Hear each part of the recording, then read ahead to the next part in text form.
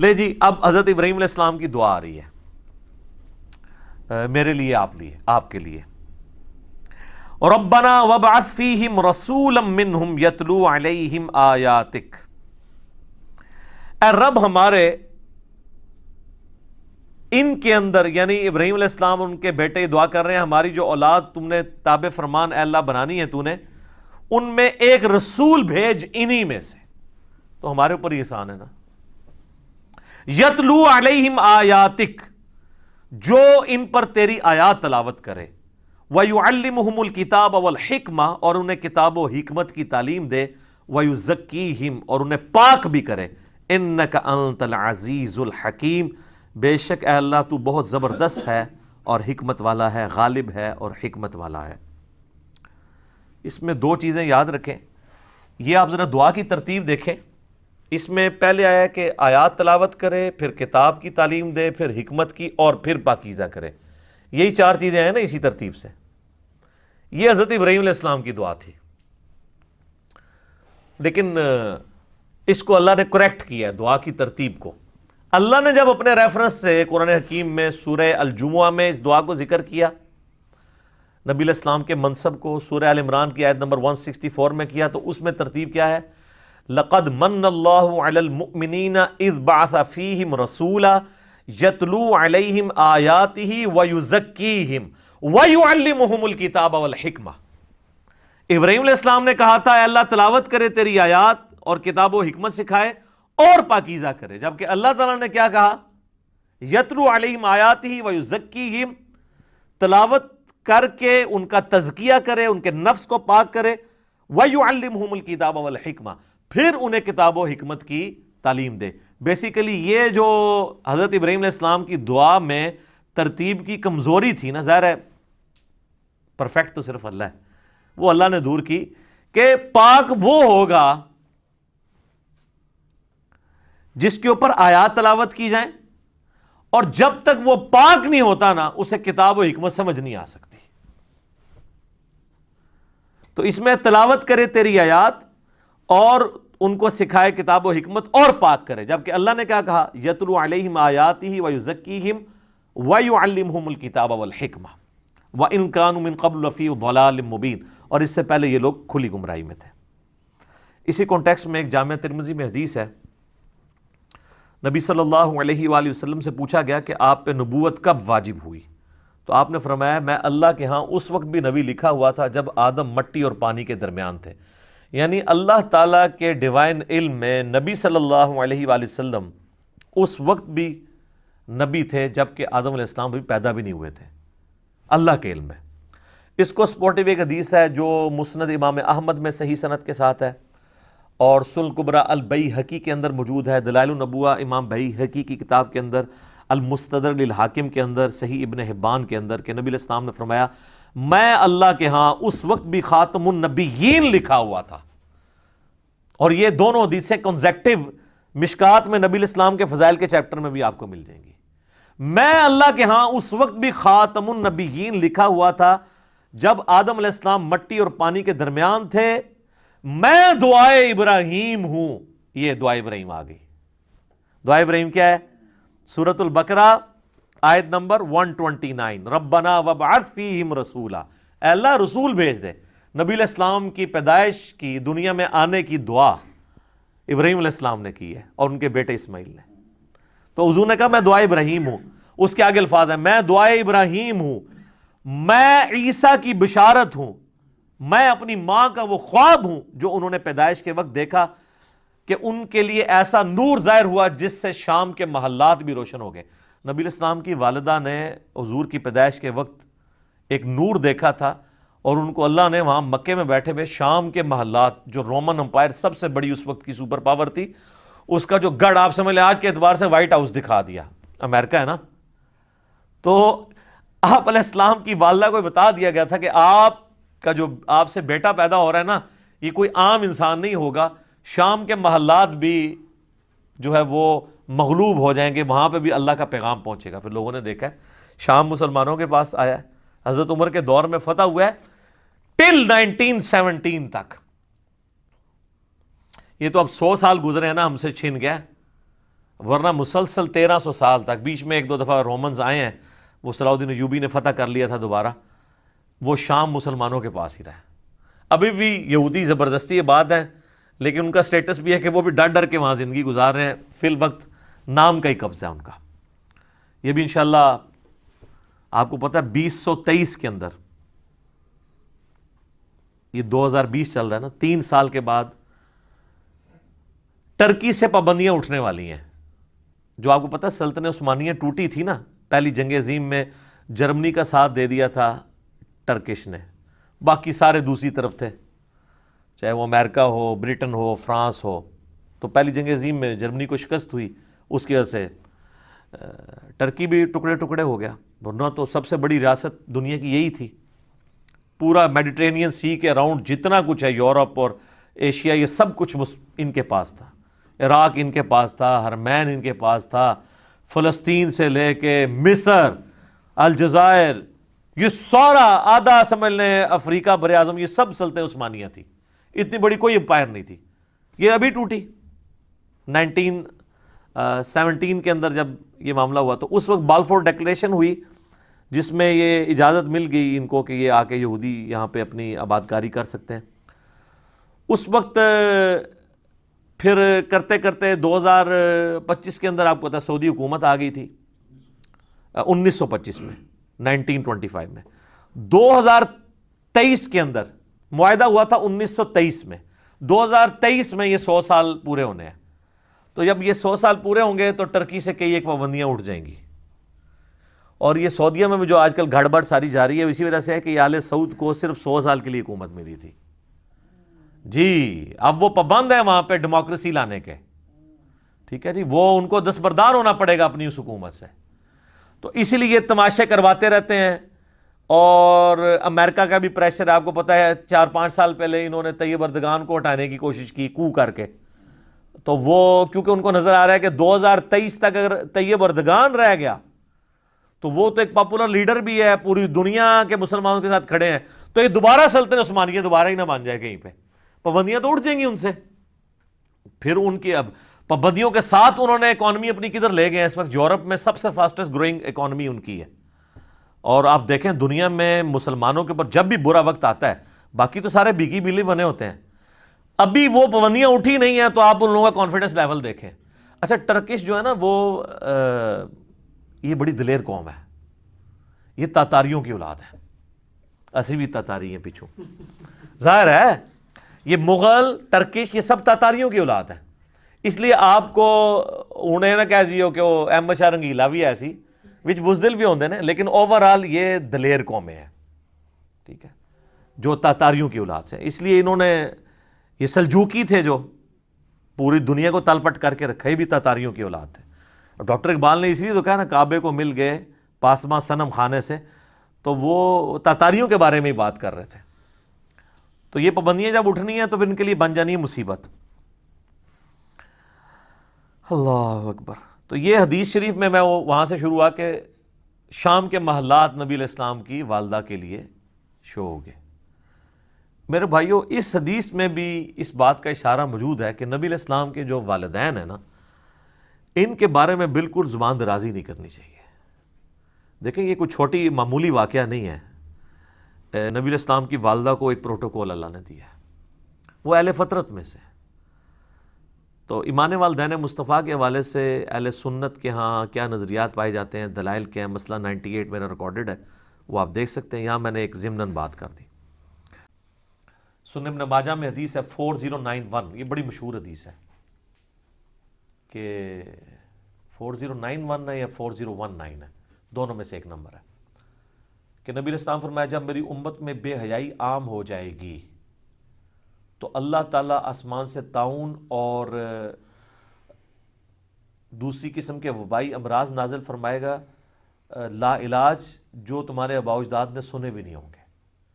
تو ٹھیک ہے بے حیائی کے فتنے کی وجہ سے ہوگا، لیکن بے حیائی کا فتنہ صرف یورپ اور امریکہ میں تو نہیں ہے، ہمارے ملک میں نہیں ہے، وہ تو کافر ہو کے بے حیائی کر رہے ہیں، آپ تو مسلمان ہو کے یہ سارے کام کر رہے ہیں۔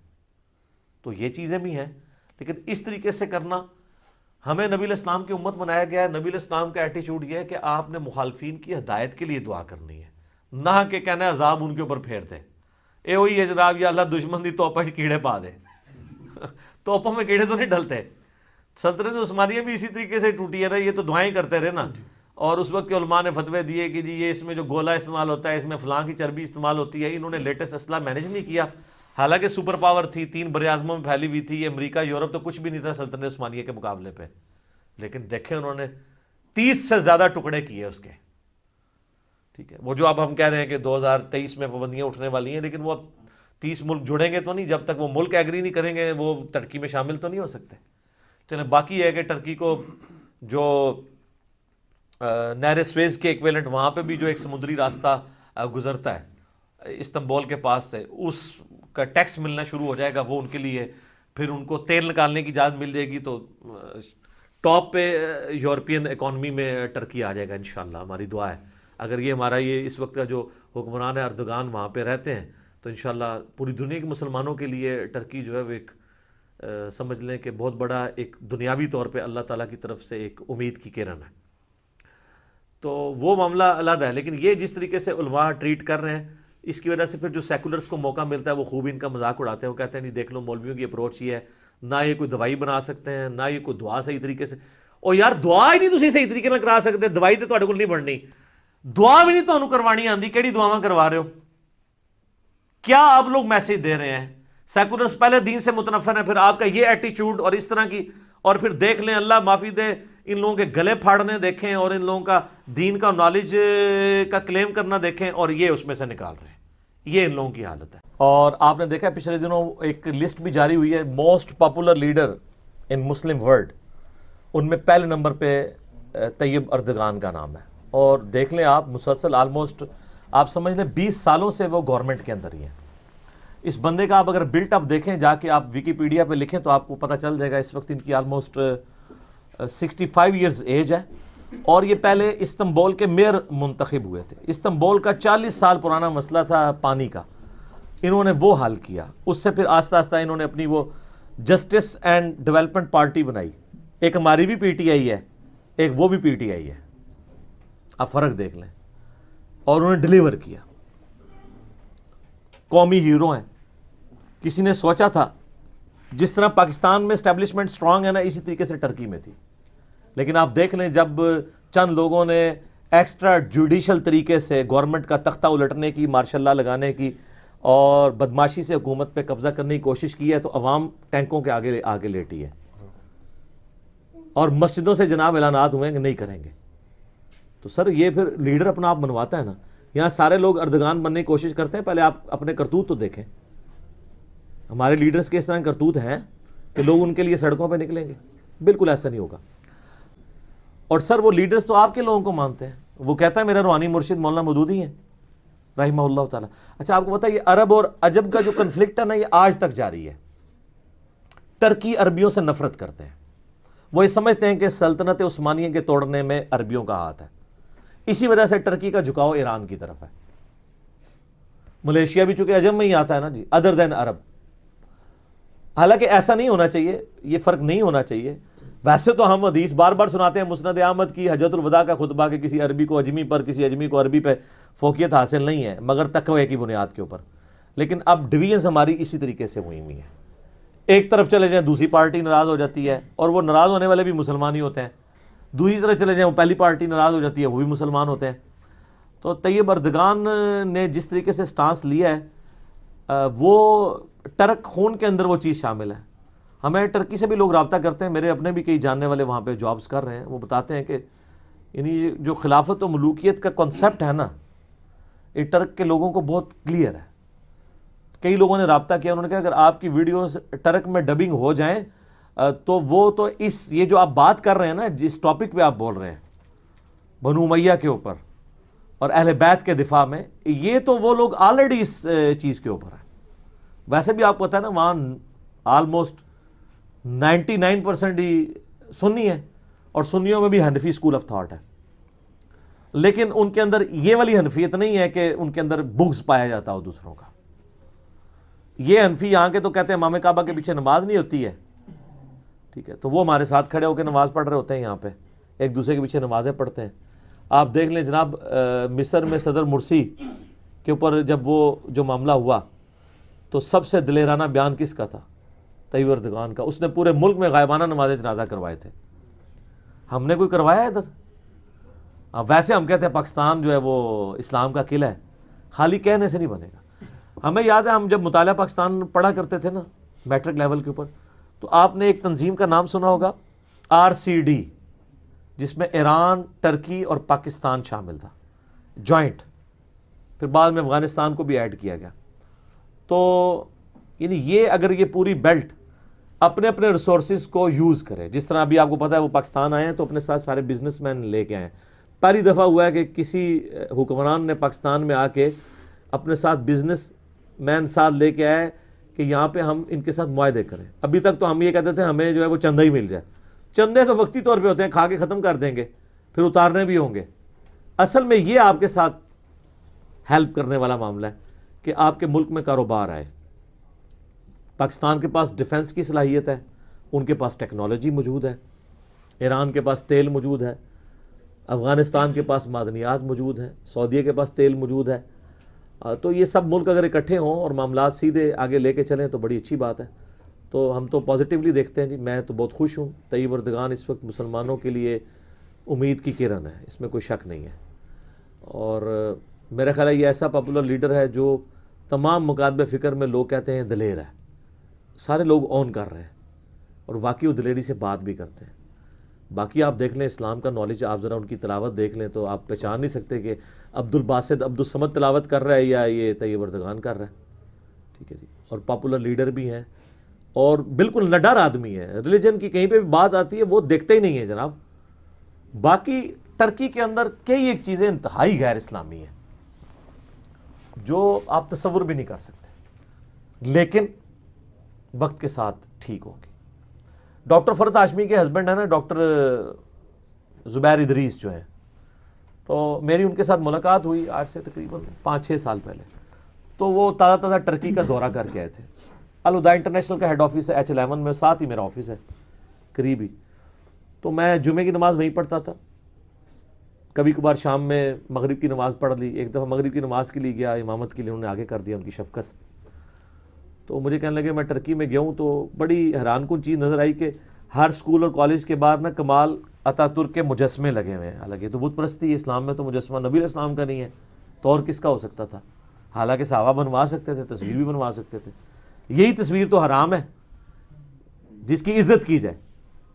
اچھا تو ظاہر نبی علیہ السلام کی تصویر بغیر عزت کے تو ہو نہیں سکتی تھی، بت پرستی کا رستہ کھلنا تھا.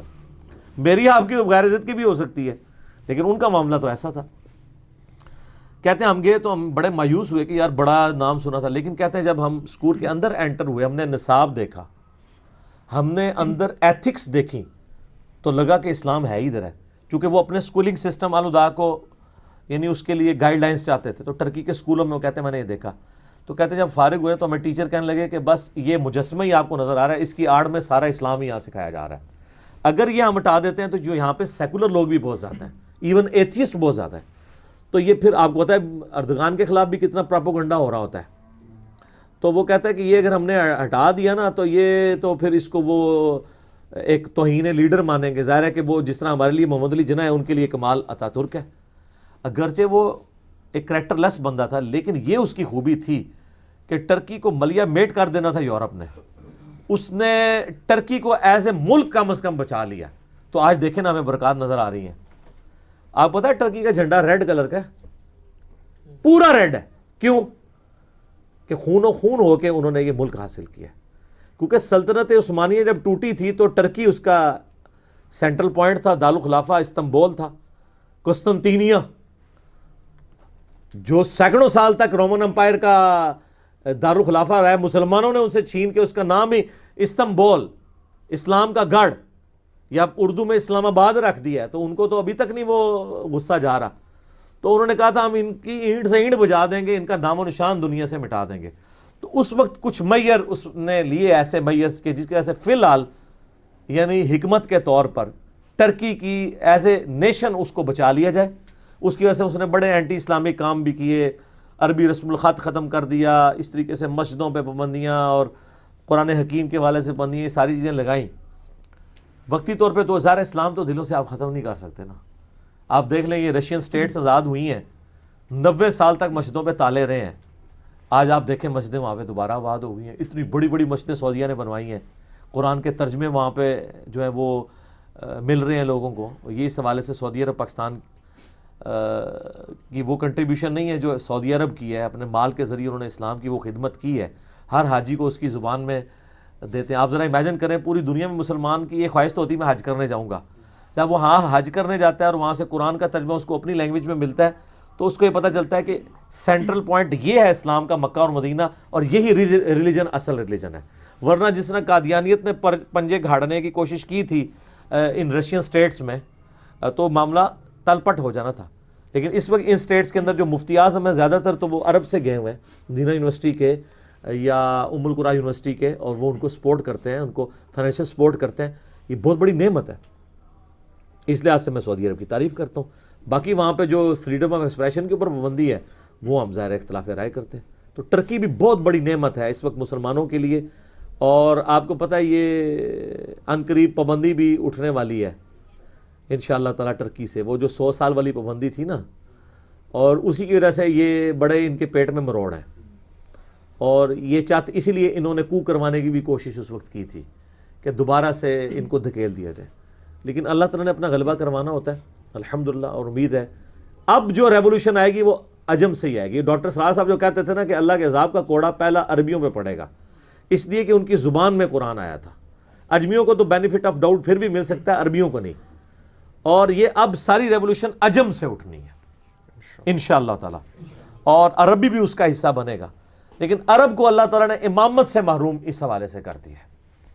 باقی ہے کہ الٹیمیٹلی امامت جو ہے وہ تو عربیوں کے پاس ہی آنی ہے. امام محمد مہدی جو ہیں وہ ہاشمی ہوں گے، فاطمی سید ہوں گے، لیکن ان کے لیے جو سپورٹ ہے وہ عجم کے لوگوں کی ہوگی. وہ تو احادیث موجود ہے نا کہ خراسان کے علاقے سے یہ سارے معاملات ہوں گے. تو یہ پوری بیلٹ افغانستان، ایران، پاکستان کی یہ نبی الاسلام کے مبارک زمانے میں خراسان کہلاتی تھی.